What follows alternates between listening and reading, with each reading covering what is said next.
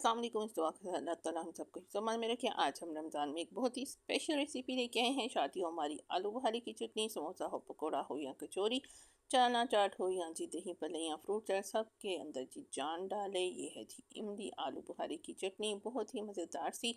और ये आपको अपनी बचपन की शादियों में भी जी ले जाएगी, क्योंकि छोटे होते हम बहुत सी शादियाँ अटेंड की हुई जिसमें ये चटनी मिलती थी।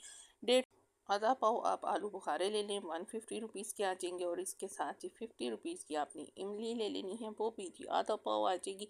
अब आपने दोनों को भिगो लेना है और उसके बाद आपने क्या करना है, आलू बुखारे को उसी पानी के साथ, 2 कप पानी में हमने भिगोया था, उसी पानी के साथ हमने इसको कुक करने के रख दिया। और इमली को हमने 1 कप पानी में भिगोया था और उसी में ही उसका पल्प बना के हाथों से मसलने के बाद गुठलियाँ निकाल के इमली की इसमें हमने शामिल कर दिया। अब हम इन दोनों चीज़ों को अच्छे से कुक करेंगे कि दोनों का फ्लेवर एक दूसरे के साथ ही अच्छा सा यकजान हो जाए।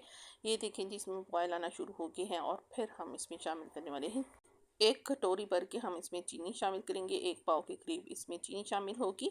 अगर आपकी इमली का टेस्ट या आलू बुखारे के अकॉर्डिंग आप मीठे को ज़्यादा कम भी कर सकते हैं, आपके अपने फ्लेवर पे डिपेंड करता है, आप इसको ज़्यादा मीठा करना चाहते हैं या इसमें थोड़ा सा ज़्यादा खटास रखना चाहते हैं। हमने 1 कटोरी भर के 1 पाव के करीब इसमें चीनी शामिल की।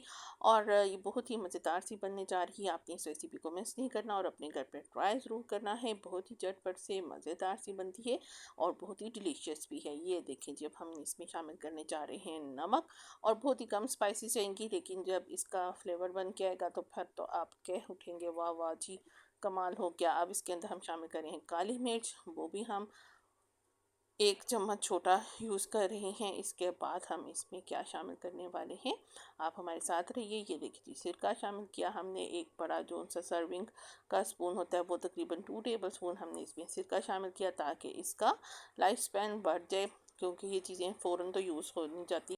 इसके बाद अब इसको ज़रा खूबसूरत सा कलर देने के लिए इसमें रेड फूड कलर शामिल करें, क्योंकि इस चटनी का एक ख़ास कलर होता है। ये जब से हम देखते आए हैं रेडिश टोन में होती है, लेकिन आलू बुखारा जो सा है वो कच्चा हो तो वो रेडिश टोन में होता है, लेकिन जो खुश्क आलू बुखारा इस फॉर्म में मिलता है वो येलो शेड का होता है। तो फिर चटनी येलो येलो बनती है, तो उसको जी ज़रा वीआईपी लुक देने के लिए आपने रेड फूड कलर डाला। अब हमने बादाम भी इसी तरह भिगो दिए हुए थे, उस पे से हमने छिलका उतारा और वो भी इसमें शामिल कर दिए। इसमें आप 4 मग्स भी शामिल कर सकते हैं, लेकिन हमारे घर उसको नहीं पसंद किया जाता, इसलिए हमने सिर्फ बादाम डाले।